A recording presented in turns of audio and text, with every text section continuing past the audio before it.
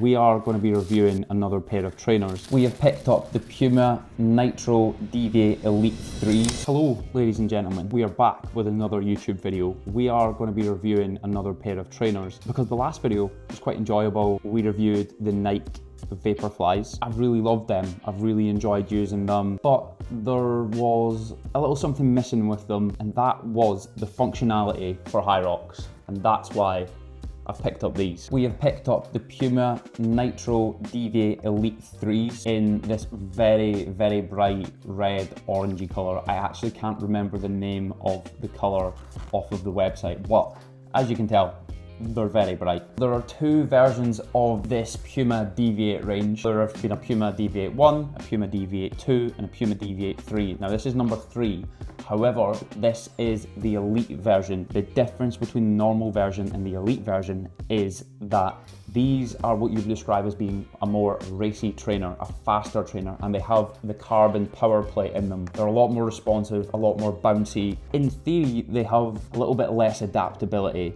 The normal Elite 3 is a bit more of an all-rounder. You could probably run slow, fast, 5k, 10k, half marathon, marathon. You could pretty much do anything in that trainer. You can run Hyrox. These are going to be a bit more of a race trainer. So I would probably be putting these up against the Vaporflies, the Alpha Flies, some of the Saucony Endorphins, and the Asics Nova Blast. So these are probably one of the most highly recommended trainers around Hyrox training just now. Probably about 10 of the 15 guys within the Elite 15, they're using this exact trainer. And success leaves clues, and there's probably a reason for that. What's the cost? Trainers are expensive nowadays, especially carbon plated runner trainers. And these are £195, and you very rarely ever see them any cheaper than that. They are not included in discounts on the Puma website or on any other websites unless the trainer is probably more than 6 months to 12 months old. So a little bit about the makeup of the trainer.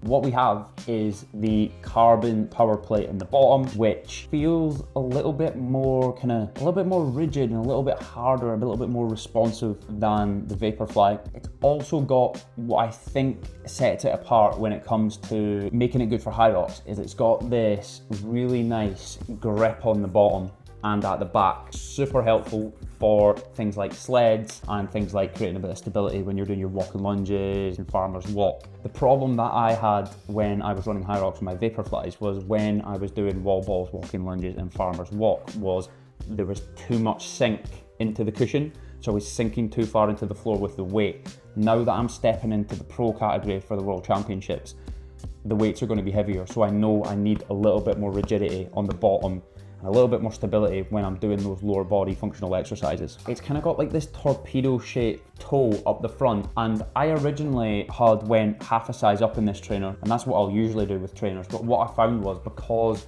of the torpedo shape at the top, I had just a whole bunch of gap just sitting there. My toe was sitting around about here and there was just tons of gap and it felt quite uncomfortable. So I went true to size in these, and I would probably recommend that you go true to size as well if you're buying these trainers. I wanted a trainer that, yes, it's an expensive trainer, but it was going to be multifunctional. I was going to be able to use it for my fast road runs. I was going to be able to use it for the kind of the mid-distance stuff around about like 5 to 10k, and I was also going to be able to use it for Hyrox workouts or Hyrox races. What I wouldn't do with these trainers is I would not lift in them. No, I would not take these to the gym and I would not do my strength work, because what it's going to do is it's going to mash the cushion in here and it's going to age these trainers much faster than any sort of running would because of the amount of load that's going to go through this. So let's go and test them. Let's go and take these bad boys to the gym to do a Hyrox workout. Let's take them on the road to do a run, and then let's take them to the track to do a fast workout. Okay, so test number 1, take the trainers out for an easy run. 3, 4, 5k, we'll see how we're feeling. We've got a game of football tonight, so I'll not take it too hard. And we're gonna see how these trainers fare, just as an everyday runner. Where's better to test them than to run up the biggest hill in Forfar? Let's give it a go, see how they fare off-road. That is some hill, it never gets easier.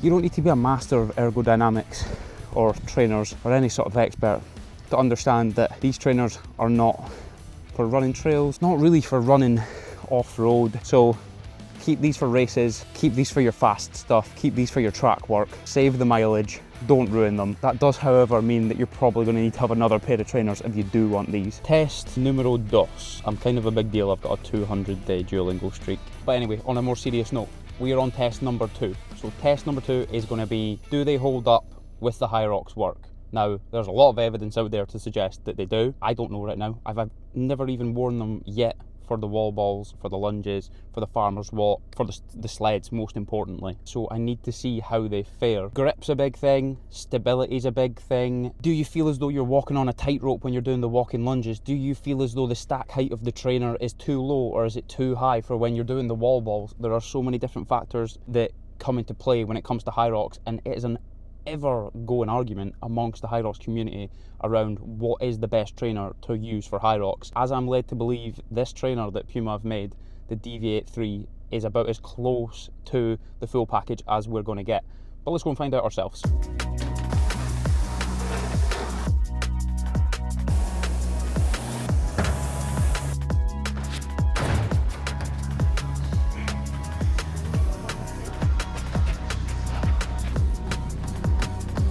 Okay, so off the back of that session, they held up in every single exercise that I'd done. They felt good, they felt comfortable, they felt stable, they felt more stable than the Vaporflies that I used on my last Hyrox, and they still feel fast when you're running. So I felt good when I was doing walking lunges. They didn't have that same collapse of the cushion that I got when I was doing the farmer's walks with my Vaporflies. So the next thing to find out is, how do they feel when we're going fast, when we're running at the track, when we're actually racing? And that is test number 3, and that is the final test before I give them an overall rating. We are on phase 3 of testing the new Pumas to see how they hold up for all of my goals. We've got them locked in. I almost forgot them this morning. I left the house without them. That would have kind of ruined the whole process. We're at the RPC running track in Dundee. I'm about to go for a few intervals. I think I'm going to go for 4 800s, going at a reasonable pace, a pace that I would probably call half marathon pace. Nothing too strenuous because I played football last night and my legs are feeling it, I'm not going to lie. Let's get them on and let's go. One of the main things I notice about these trainers in relation to the VaporMaxes is the VaporMaxes only really feel balanced and steady at faster paces, and that's kind of how some super shoes feel. But with these Pumas, even at the slower paces, they just feel more stable, more steady. They've got more surface area, and it's quite hard to actually define what that feels like without having worn them. And I know that's why they're going to be more useful for Hyrox, because you're obviously having to slow down for the stations and you're going through a lot of tight corners. Yeah, already feeling a lot more suited for the Hyrox arena.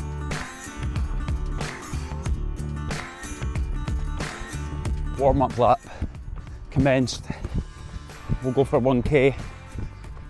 We'll take a few minutes, a couple more stretches, and then we'll go for the 800 times 4. As I said, nothing crazy today. Just want to test these out at half marathon pace, and maybe a little bit beyond that. We'll be looking for some 4-minute kilometers. I can already kind of tell from the trainer that it's super responsive, super bouncy, feels good at loads of different paces. It kind of feels good as I'm speeding up a little bit, and it feels good as I'm going slow. Something I really look for in a trainer as well is it's not rubbing in these awkward places against my ankles and my heels. I know that's very dependent on who you are, the kind of shape of your feet, but these already feel really good. This is why you have to test trainers and things like that, and this is why you watch YouTube reviews, because you figure out, are these trainers going to be right for me? It's an actual science nowadays to pick the right trainers. Some super shoes will feel really good and really fast, some will just feel like they totally annoy your feet. So, final test done. These trainers held up really well. I have probably already done about 20 miles in these trainers before the testing when I was over in Spain. Overall, they hold up pretty well. I can't say I've got many complaints about them. They do exactly what they said on the tin. They're fast, they're responsive, they're comfortable. I mean, if you like bright red trainers, I like the look of them as well. And I feel as though they're going to be perfect for Hyrox. I've not been able to find another trainer that suits better so far. And not only are they going to be good for Hyrox, they're going to be good for my fast races as well. So I do plan on doing a half marathon pretty soon, and then a marathon later on in the year. I feel as though there's a lot more miles to be done in these. There's 2 Hyroxes to be done in these as well, to see how they really fare on race day. Like we did last time with the Vaporflies, we're going to test them on 3 different metrics. So first of all, if I was rating these on comfort, I'd probably give them about a 4. I actually don't find them as comfortable as the Vaporflies. The Vaporflies fit a little bit snugger to my foot. These feel as though they've got a bit more movement. Me personally, I've taken a good 20 miles for them to actually feel like they're not hurting. Like, they're comfortable now, but when I first put them on, I was getting a little bit of aggravation with my instep, just with a bit of plantar fasciitis. But that's a me thing. That's not an everyone thing. That's a me thing. If I was to rate them on speed, do I think they feel as responsive and as fast as the Vaporflies? It's kind of hard to say that one is better than the other. My Vaporflies I have absolutely loved for track running, and I've absolutely loved for running fast. I got a 5k PB and a 10k PB in them. So yet to be seen if these are going to be as good as them for that sort of stuff. But if we're talking about speed around a Hyrox circuit and around a Hyrox track, then yeah, obviously these are going to be much better. So I'm going to give them 4 stars as well. And then when it comes to looks, here's a little problem in my brain. I'm a Nike man. I just love Nike. My football boots for the most part are always Nike. My running trainers to date have pretty much always been Nike. And I find it quite hard to see past the actual look and the aesthetic of Nike. But again, it's not really the most important thing when it comes to picking a pair of running trainers, although some people will maybe find it quite important. The aesthetics of Puma, like, it looks good, but I still feel a wee bit weird wearing Puma. Like, it's always been in my head that, like, I shouldn't wear Puma. Although I have worn Puma Kings on the football park for quite a while. So I'm going to give them a 3 for looks. I am, in a sense, regretting the bright red, orangey kind of colour. I was about to say I'm not the person that wears bright, loud colours, but I literally had a pair of white and pink. I've literally got a pair of white and pink Pumas. I'm like the all-black football boot wearing player, centre half, one-dimensional. However, if I'm breaking these down overall and thinking about them as a Hyrox / running trainer for both of those purposes, so I actually don't need to buy my Hyrox trainer and my running trainer. These combine as 2, and they're absolutely perfect. On a small side note to the end, I would not be wearing these for everyday training. I would not be wearing these for lifting. I would not be wearing these for long, slow runs. I would not be wearing these as an everyday trainer. No, they're a fast running trainer that are purposeful for Hyrox. Leave them for that and have another trainer for your long aerobic work, and I think they're absolutely perfect. If you're serious about your Hyrox, I would think about forking out for the Elite trainer rather than just the normal one, because it is going to be faster on those 1k intervals. And a final little shout out to Fraser's Body Shop for sponsoring us. Again, we are getting closer to the Hyrox World Championships. We're 7 weeks out, and you're going to be seeing a lot more stuff from our sponsors over the next few weeks. I'm about to go and get a coffee and chill out for the rest of the day. I say chill out, I'm about to work. I'm not away to chill out. If you're interested in Hyrox coaching, running coaching, body composition coaching, or all of the above, you want to be a hybrid athlete, go to Ryan Sturton PT or Team 9to5 Athlete on Instagram, or type in Team 9to5 Athlete on Google, and you will find us and you will hear all about our coaching options. See you later. I don't know what I was trying to do there.